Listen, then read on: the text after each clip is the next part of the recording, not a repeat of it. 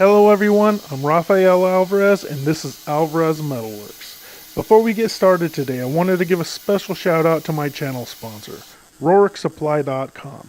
They've been a tremendous amount of help to me when it comes to producing these videos for all of you. Check out RorikSupply.com. They have flap discs, cutoff wheels, grinding wheels, welding blankets, drill bits, burr bits, welding helmets, roll-lock discs, you name it, the list goes on and on. Use coupon code METAL, save yourself 10% off anything that you order from them as many times as you choose to use that coupon code. That's my thank you to you for supporting my channel. With that being said, let's get to work. Okay, so this is part 2 of the industrial desk project that I'm building for myself. What I'm doing here is stripping off some of the panels. All of the panels for the legs. What we're going to be doing in this video is building the legs, the fabrication side of them. Part 1 covered the adjustable feet. And yeah, so right now I've got, let me see how many of these, 1, 2, 3, 4, I got 8 of these things. I'm drawing, each one of them is going to be drawn out just like this. I'm drilling 2 holes in the center, vertical from each other, and 2 kind of triangle thing with a curved edge that I'll be cutting out. In that cutout section, I'll be installing some expanded steel inserts just for cosmetic reasons to make it look cool. Now, this expanded steel I've had sitting around. I used it for a roof rack. It's rusted. Works good for this project, but caused some issues when it came to welding it because I used a TIG welder to fusion tack it into place. And there was still some contaminants on there. It's super hard to clean up old expanded steel, so it is what it is. We'll show you that a little bit later. So again, just took a piece of one of the, one of the pieces that I cut out of the side panels to use as a template and marked everything out as best as I could. Marking expanded steel is tough, and it's tough to see what the heck you wrote on there afterwards. But I'm using my old vintage Duro metal bandsaw to cut all that expanded steel out. I was using my plasma cutter, but I didn't like the way it was.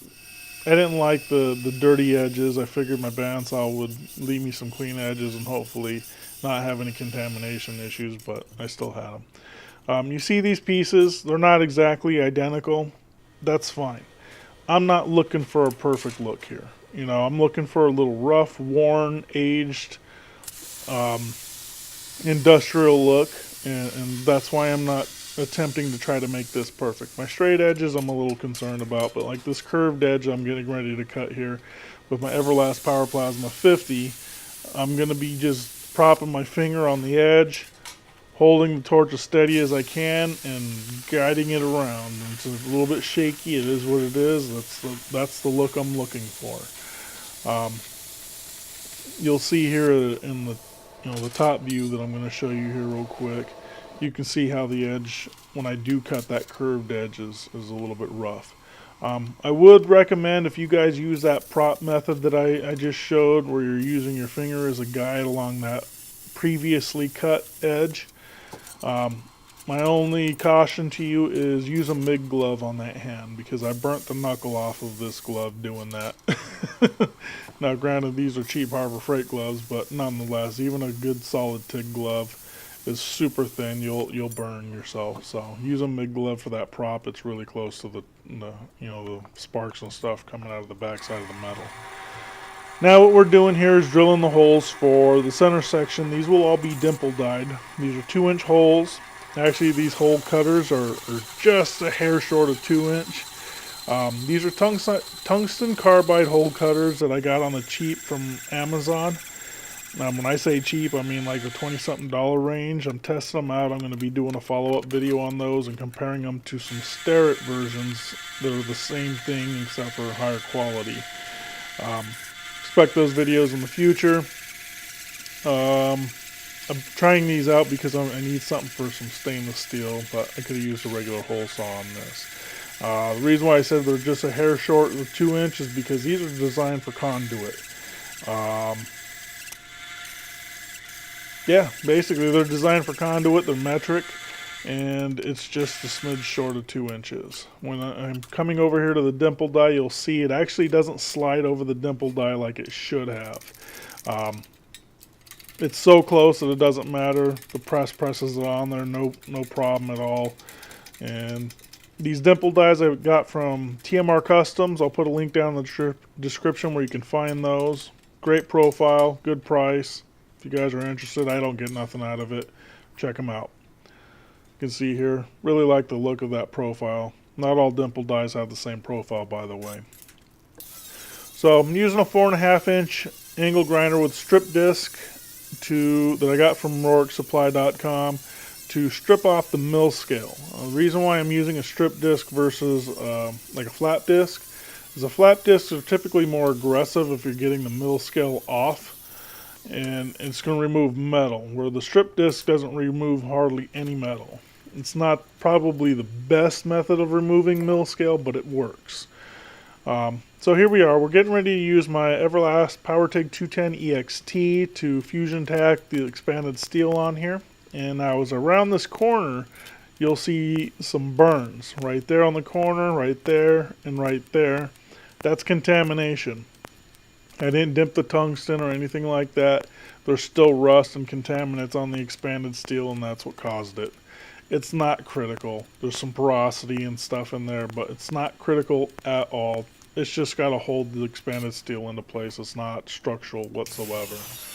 So I'm using that strip disc again over here to just remove a little bit of some mill scale, kind of scratch up the surface on the face side of it, give it a little bit more uniform look, trying to achieve the overall look of what I want. I'm probably not going to clear coat this or anything. I'm probably just going to wipe it down with some oil and call it done. So here we are, we're doing the welding assembly of the 2 halves of the leg and the spacers. That block that you see there that has the big hole in it, there's actually a very large threaded rod that will be bolting the bottom of the leg, which I'm putting together here, in an identical top section that looks exactly the same, except for it doesn't have feet. It has a plate on top that will bolt to the tabletop. It bolts, that threaded rod goes through that hole and bolts the 2 halves together, sandwiching, a beam between them. The construction of that beam will be in another video all by itself. So I'm not spending a lot of time lining this up. I'm just tacking everything in place as a result. Again, I want this to be a little bit on the rough side. I don't want it to be perfect, but I believe everything is good enough as far as squareness and everything. I've checked a few things with the square. I use this, that 90-degree magnet to kind of hold it up where it needs to be. Got a little bit of grinding to do when it's all said and done. The inside welds, when they're finally fully welded, will be just left there, but I'll be doing some grinding on the outside where these tacks are going, just to get rid of them. I want that to be a little bit of a smoother edge. Make sure you check out part 1, because these adjustable feet are awesome.